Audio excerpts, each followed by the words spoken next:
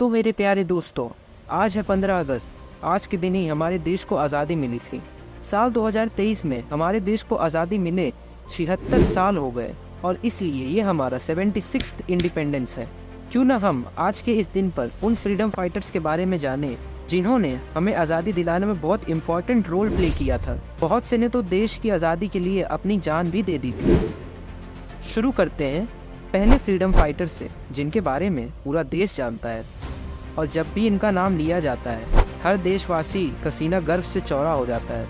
ये महान इंसान और कोई नहीं बल्कि आज़ाद हिंद फौज के निर्माता सुभाष चंद्र बोस है।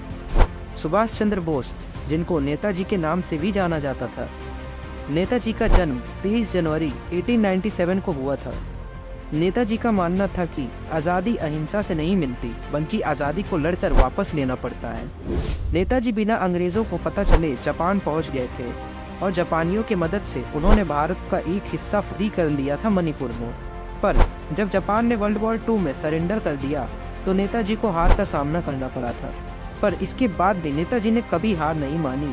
ऐसा बोला जाता है कि नेताजी की मौत प्लेन क्रैश में हुई थी, पर यह सच नहीं है, बल्कि नेताजी की मौत कैसे हुई ये आज तक एक रहस्य है। अब हम बात करेंगे आयरन मैन ऑफ इंडिया के बारे में। इसी इंसान की वजह से आज इंडिया यूनाइटेड है। ये और कोई नहीं बल्कि सरदार वल्लभ भाई पटेल है। इनका जन्म 31 अक्टूबर 1875 में हुआ था। सरदार वल्लभ भाई पटेल ने 562 प्रिंसली स्टेट्स को इंडिया में जोड़ा था। ये ऐसे प्रिंसली स्टेट्स थे जो खुद का एक अलग देश बनाना चाहते थे, पर सरदार वल्लभ भाई पटेल के कोशिशों के कारण इन्होंने इंडिया में जुड़ना स्वीकार किया। आज़ादी के बाद वो पहले होम मिनिस्टर और डिप्टी प्राइम मिनिस्टर बने थे। सरदार वल्लभ भाई पटेल को ट्रिब्यूट देते हुए गुजरात में स्टैचू ऑफ यूनिटी बनाया गया है। अब जिस फ्रीडम फाइटर के बारे में हम बात करेंगे उन्होंने हंसते हंसते फांसी कबूल कर ली थी। जी हाँ, मैं किसी और की नहीं बल्कि भगत सिंह की बात कर रहा हूँ। डिफेंस ऑफ इंडिया एक्ट का प्रोटेस्ट करने के लिए भगत सिंह ने सेंट्रल लेजिस्लेटिव असेंबली में बॉम्ब फोड़ा था और इसके बाद सरेंडर कर दिया था। अंग्रेज़ों ने भगत सिंह को फांसी की सज़ा दी और भगत सिंह ने 23 साल की उम्र में हंसते हंसते फांसी पर चढ़ना कबूल किया और अपने देश के लिए बलिदान दिया। अब हम बात करेंगे एक ऐसे फ्रीडम फाइटर की जिनको बहुत कम लोग जानते हैं। इनको फादर ऑफ रेवोल्यूशनरी थॉट्स भी कहा जाता है। इस महान फ्रीडम फाइटर का नाम बिपिन चंद्र पाल है, जिनका जन्म 1858 में हुआ था। इन्होंने फॉरेन गुड्स का काफ़ी ज़्यादा बाइकआउट किया था और लोगों को भी इसके बारे में जागरूक किया था। इन्होंने एक ट्रायो बनाया था लाला लाजपत राय और बाल गंगाधर तिलक के साथ मिलकर। इस ट्रायो का नाम था लाल बाल पाल।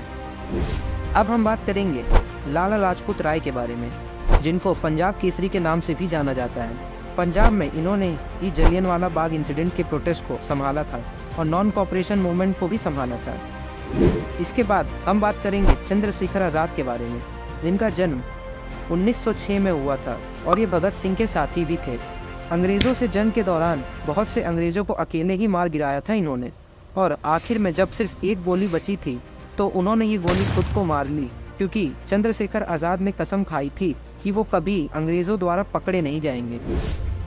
अब हम बात करेंगे सुखदेव थापर और शिवाराम राजगुरु के बारे में। ये दोनों ही भगत सिंह के साथी थे। दोनों ने भगत सिंह का साथ मरते दम तक नहीं छोड़ा था। तीनों वीर फांसी के फंदे पर हंसते हुए चढ़ गए थे। अब हम बात करने वाले हैं एक और ऐसे फ्रीडम फाइटर के बारे में जिन्होंने अंग्रेज़ों से बदला लेने के लिए अपनी पूरी ज़िंदगी दांव पर लगा दी थी। इनका नाम है सरदार उधम सिंह।